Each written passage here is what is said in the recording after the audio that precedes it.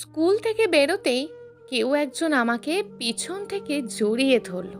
প্রথমে ভাবলাম হয়তো কোনো ছিনতাইকারী হবে। পিছন ঘুরতেই আমার ভুলটা ভেঙে গেল। আমি বিস্ময়ের সাথে লক্ষ্য করলাম সাদিয়া আমাকে জড়িয়ে ধরে আছে। একে তো স্কুল, দ্বিতীয়ত আমি একজন শিক্ষক, তার উপরে একজন মেয়ে মানুষ আমাকে জড়িয়ে ধরে আছে। স্কুল ছুটির সময় এখন, ছাত্রছাত্রীরা বের হচ্ছে। সব মিলিয়ে আমি বিব্রতকর অবস্থায় পড়ে গেলাম। সাদিয়ার সাথে আমার পরিচয় হয় আরও 5 বছর আগে। তখন সবেমাত্র আমার শিক্ষকতার জীবন শুরু হয়। আমি কোনো এক স্কুলে পড়াতাম। সাদিয়া সেই স্কুলের 10ম শ্রেণীর ছাত্রী ছিল। স্কুলের প্রথম দিন যখন সবাই সাথে পরিচয় হচ্ছিলাম, তখন মেয়েটাকে অন্য সব মেয়ের মতোই স্বাভাবিক মনে হয়েছিল। আমার এই ভুল ধারণা ভাঙতে বেশি দিন সময় লাগেনি। সে একটু বেশিই চঞ্চল ছিল। আমি যখন ক্লাস করাতাম, তখন সে আমার দিকে এক দৃষ্টিতে চেয়ে থাকতো। ব্যাপারটা এমন ছিল যেন সে খুব মনোযোগ দিয়ে ক্লাস করছে। প্রথম প্রথম আমিও এমনটাই ভাবতাম। পরে বুঝলাম যে ডাল মে কুছ কালা হ্যাঁ। সাদিয়া যেন খুব ভালো ছাত্রী ছিল তেমন কিন্তু না। সে ক্লাসে কখনোই সামনের বেঞ্চে বসতো না, মাঝখান থেকে আমার ওপর সজাগ দৃষ্টি রাখতো। পড়ানো শেষে আমি যখন জিজ্ঞেস করতাম সবাই বুঝতে পেরেছো, তখন সাদিয়া বুঝুক অথবা না বুঝুক হাত তুলে বলতো আমি বুঝিনি স্যার। অনেক সময় তার প্রশ্নগুলো পাঠ্য বই থেকে বাইরে চলে যেত। একদিন তো সে খুব অদ্ভুত প্রশ্ন করে বসলো, যা শুনে সবাই হেসে দিল। সে বলল, হাইড্রোজেন আর অক্সিজেনের বিক্রিয়ায় যদি পানি উৎপন্ন হয়, তাহলে নারী ও পুরুষের বিক্রিয়ায় কি উৎপন্ন হবে স্যার? এই প্রশ্ন করার পর আমি তাকে নিষেধ করে দিই সে যেন ক্লাসে আর প্রশ্ন না করে। যদি কোনো কিছু না বোঝো তাহলে আমাকে আলাদাভাবে বলো, আমি বুঝিয়ে দেব। এরপর থেকে সাদিয়ার না বোঝার মাত্রাটা আরও বেড়ে গেল। সে প্রায়ই আমার কাছে চলে আসতো পড়া না বোঝার অজুহাতে। সমস্যা সেই আগেরটাই, কখনো পাঠ্য বই থেকে, আবার কখনো পাঠ্য বইয়ের বাইরে থেকে প্রশ্ন করত। একদিন সে নিউটনের সূত্র নিয়ে আমার কাছে হাজির হয়ে গেল। আজকে আবার কি সমস্যা? স্যার, নিউটনের তৃতীয় সূত্রটা কাজ করছে না। কিভাবে বুঝলে? এই যে আমি প্রতিদিন কোনো না কোনো সমস্যা নিয়ে আপনার কাছে আসি, আপনি তো কখনো আমার কাছে আসেন না। তাহলে যে নিউটন বলল প্রত্যেক ক্রিয়ারই একটা সমান ও বিপরীত প্রতিক্রিয়া আছে, এখানে বিপরীত প্রতিক্রিয়াটা কোথায় স্যার? আমি যে তোমার সমাধান করে দিচ্ছি, এটাই হচ্ছে এখন বিপরীত প্রতিক্রিয়া। তাছাড়া আমি কেন তোমার কাছে যাব? আমি বুঝতাম সে কি বলতে চায়। এই বয়সে আবেগ আসাটাই স্বাভাবিক। আমারও তো আবেগের বয়স নেই, তাই আমি কখনো এসবে প্রশ্রয় দিইনি। আমি বুঝেও না বোঝার ভান করে যেতাম। আমার থাকা খাওয়ার অসুবিধার কথা বিবেচনা করে স্কুলের সভাপতি আমাকে তার বাড়িতেই থাকা খাওয়ার ব্যবস্থা করে দিলেন। সাদিয়া ছিল স্কুলের সভাপতি সাহেবের একমাত্র মেয়ে। বাড়িতে থাকার সুবাদে সাদিয়া আমার আরও কাছে আসতে শুরু করে। আমি বিকেলবেলা প্রায় হাঁটতে বের হতাম। এমন এক বিকেলবেলা সাদিয়া শাড়ি পরে এসেছিল আমার কাছে। স্যার কি বাইরে যাচ্ছেন? হুম। আমি আসি আপনার সাথে? তুমি কেন আসবে আমার সাথে? তাছাড়া লোকে দেখলে কি ভাববে? সাদিয়া কিছুটা মন খারাপের ভাব করে বলল, আজ আমার জন্মদিন, অন্তত জন্মদিনের উপহার হিসাবে আমাকে আপনার সাথে আসতে দিন। আমি কিছুটা সময় চুপ থেকে বললাম, কোথায় যাবে? সাদিয়া হাত দিয়ে ইশারা করে বলল, আমাদের গ্রামের ওইদিকে একটা বড় দিঘি আছে, খুব সুন্দর জায়গা, চারিদিকে গাছগাছালি, নীরবতা। নীরব জায়গাতে যাওয়ার দরকার নেই, আমরা বরং অন্য জায়গায় যাই। সাদিয়া আস্তে করে বলল, আমি আর আপনি হাতে হাত রেখে হাঁটবো আর গল্প করব, তার জন্য তো নীরব জায়গাই উত্তম। কিছু বলছো নাকি? না স্যার, চলেন দিঘির পাড় থেকে ঘুরে আসি। এরকম প্রায় বিভিন্ন অজুহাতে সাদিয়া আমার সাথে বিকেলবেলা হাঁটতে বের হতো। আমাদের এরকম বের হওয়াটা এলাকার মানুষজন সহজভাবে নিতে পারেনি। লোকমুখে বিভিন্ন কথা রটতে লাগলো। একই বাড়িতে থাকা আর আমার প্রতি সাদিয়ার দুর্বলতা, মাঝে মাঝে সাদিয়াকে নিয়ে ঘুরতে বের হওয়া, সব মিলিয়ে লোকমুখে কথাগুলো আরও বেগবান হতে লাগলো। এহেন পরিস্থিতিতে সভাপতি সাহেব নিজের সম্মান রক্ষার্থে আমাকে স্কুল আর বাড়ি উভয় জায়গা থেকে বহিষ্কৃত করলেন। তারপর আমি চলে আসি অন্য শহরে। এরপর সাদিয়ার সাথে আমার আর কোনো যোগাযোগ হয়নি। কিন্তু আজ 5 বছর পর সে কোথা থেকে হাজির হলো আমি বুঝতে পারিনি। তার কাছে তো আমার ঠিকানাই ছিল না, তাহলে আমাকে খুঁজে পেল কি করে? কি করছো? ছাড়ো, লোকজন দেখছে তো। দেখলে দেখুক, আমি ছাড়বো না। ছাড়লেই আপনি পালিয়ে যাবেন। আচ্ছা পালাবো না, এবার তো ছাড়ো। না, ছাড়বো না। 5 বছর আগেও কিছু না বলে পালিয়ে গেছেন, ছেড়ে দিলে আজকেও পালিয়ে যাবেন। এই যে কথা দিলাম, আমি আর পালাবো না। কিছুটা অভিমানের স্বরে সাদিয়া বলল, সত্যি তো? সত্যি সত্যি সত্যি, 3 সত্যি। আমার কথা শুনে সাদিয়া হাত ছেড়ে দিয়ে ফিক করে হেসে দিল। তুমি এখানে কি করে এলে? একা এসেছো? আমার ঠিকানাই বা পেলে কোথায়? আমি সেই কখন থেকে আপনার জন্য দাঁড়িয়ে আছি। খিদায় আমার পেট চুঁচু করছে। কোথায় আমাকে খাওয়ানোর কথা বলবেন, তা না, এক বস্তা প্রশ্ন আমার দিকে ছুড়ে দিলেন। এ কথা শুনেই আমি কিছুটা লজ্জিত হলাম। আসলেই তো, দুপুর গড়িয়ে বিকেল হতে চললো এখন।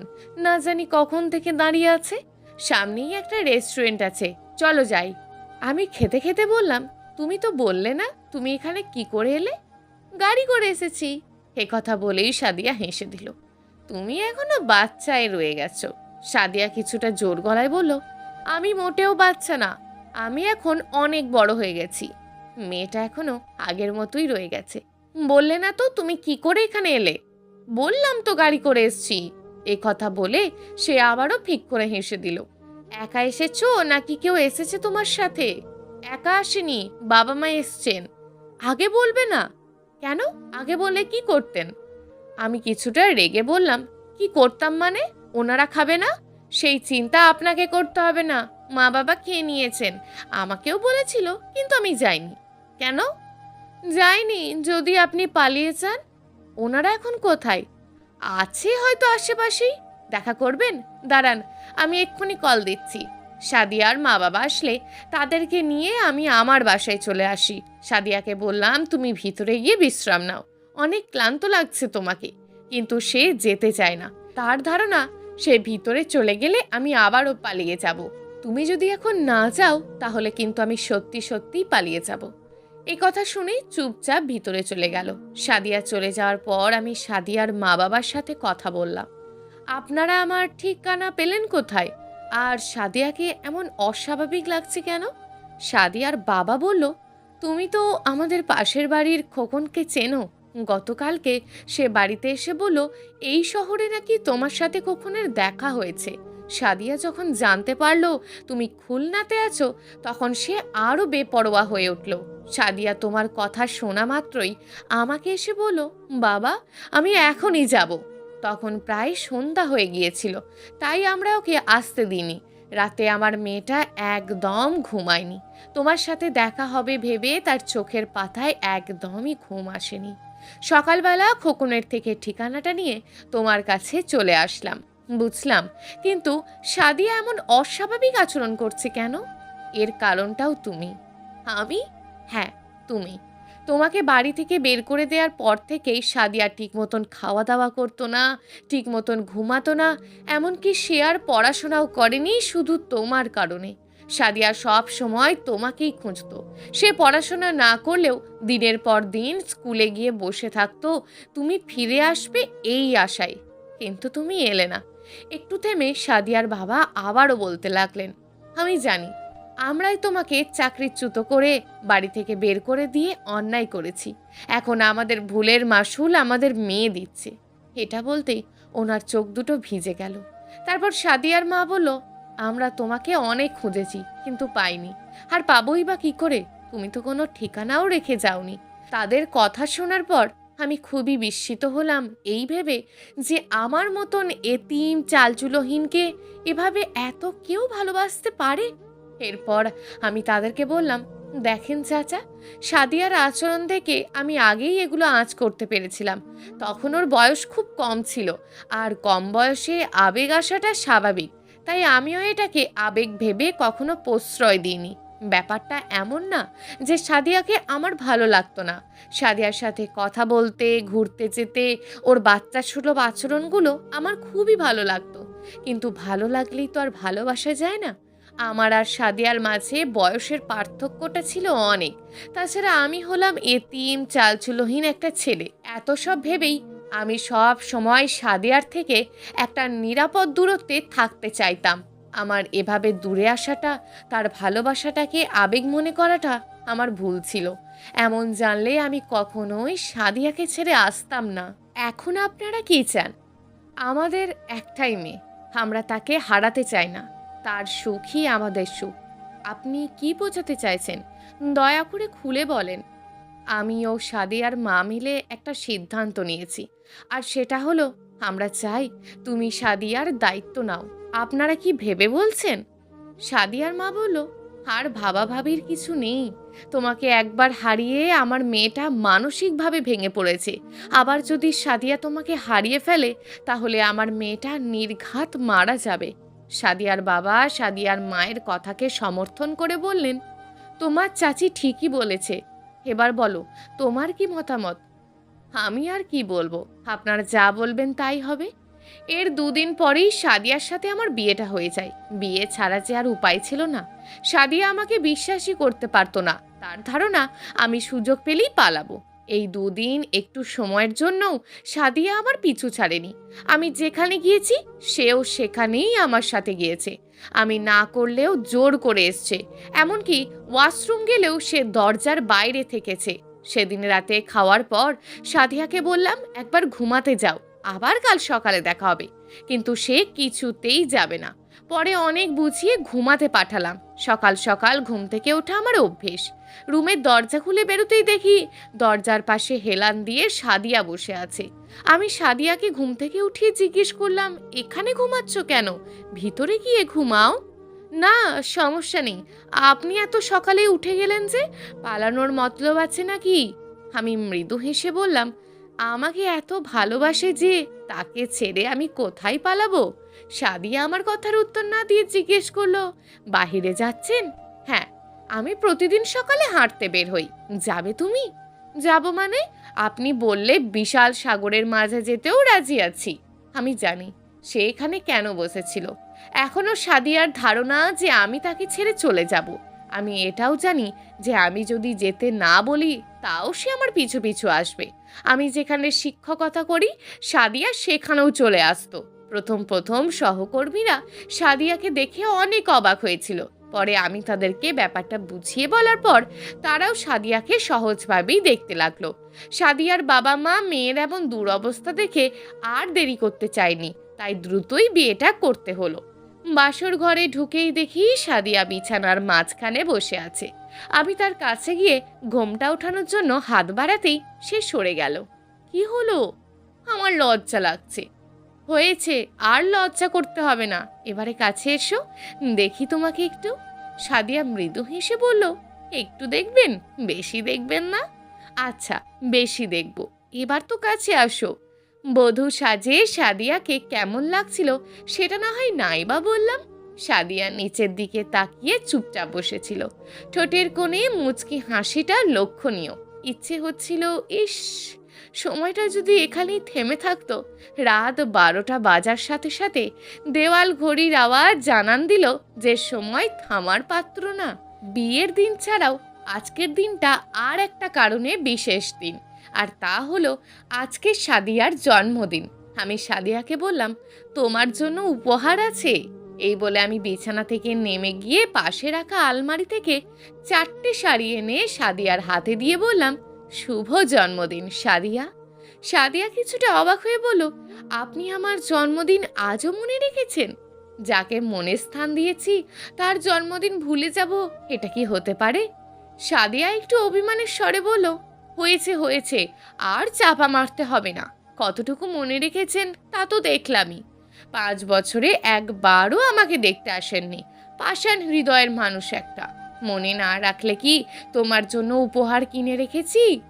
দেখো তো, সবগুলো শাড়ি তোমার পছন্দের গাঢ় লাল রঙের। এক মিনিট, এই তোমার না একটু আগে লজ্জা লাগছিল, এখন লজ্জা কোথায় গেল? লজ্জাদের এখন ছুটি দিয়েছি। এ কথা বলেই সাদিয়া হেসে উঠল। 4টে শাড়ি কেন? 4টে দিলাম কারণ গত 4 বছরে তোমার জন্মদিন উপলক্ষে আমি এই 4টে শাড়ি কিনেছিলাম, কিন্তু তোমাকে দেওয়া হয়নি। 4 বছরে যদি 4টে শাড়ি হয়, তাহলে তো 5 বছরে 5টা হওয়া উচিত। তাহলে আমার 5 নম্বর উপহারটা কোথায়? আমি তোমার 5 নম্বর উপহার। আমার থেকে বড় উপহার আর কি চাও? এ কথা শুনে সাদিয়া মনে হয় কিছুটা লজ্জা পেয়েছিল, তাই তো সে শাড়ির আঁচলে মুখ লুকালো। এভাবে অনেক কথার মধ্যে দিয়ে বাসর রাতটা পার হয়ে যায়। আর বাকি কিছু কথা গোপন থাকাই ভালো। বিয়ের পরে সাদিয়া আমার বুকটাকেই বালিশ বানিয়ে নিয়েছিল। আমার বুকে মাথা রেখেই সে ঘুমাতো। প্রায় 3 মাস যাওয়ার পর সাদিয়া অনেকটাই স্বাভাবিক হয়ে ওঠে। সাদিয়া আমার জীবনে না আসলে আমি কখনোই বুঝতাম না জীবনের সুখ বা ভালোবাসা কি। বছর ঘুরে আমাদের এলো জুনিয়র সাদিয়া। এখন সাদিয়ার দায়িত্ব ও কাজ দুটোই বেড়েছে। জুনিয়র সাদিয়াকে সামলাতে গিয়ে সাদিয়া এখন অনেক ব্যস্ত। এখন সাদিয়া আমাকে আগের মতন সময়ই দেয় না। জুনিয়র সাদিয়া আমার ভালোবাসায় ভাগ বসিয়েছে। যদি বলি তুমি আমাকে আগের মতন ভালোবাসো না কেন, তাহলে সে দুষ্টুমি করে বলে, আপনি জানেন না বিবাহিত পুরুষদের প্রতি মেয়েদের আকর্ষণ কম থাকে। আরে ভাই, সব সময় কি আর মিষ্টি মিষ্টি ভালোবাসা ভালো লাগে? টক ঝাল ছাড়া মিষ্টির কদর বোঝা যায় না। এটা হলো টক ঝাল মিষ্টি ভালোবাসা। এই বিশাল পৃথিবীর মাঝে সাদিয়া আর জুনিয়র সাদিয়াই আমার আর এক ছোট্ট পৃথিবী। প্রিয় দর্শক, এই গল্পটা আপনাদের কেমন লাগলো তা অবশ্যই একটি কমেন্ট করবেন।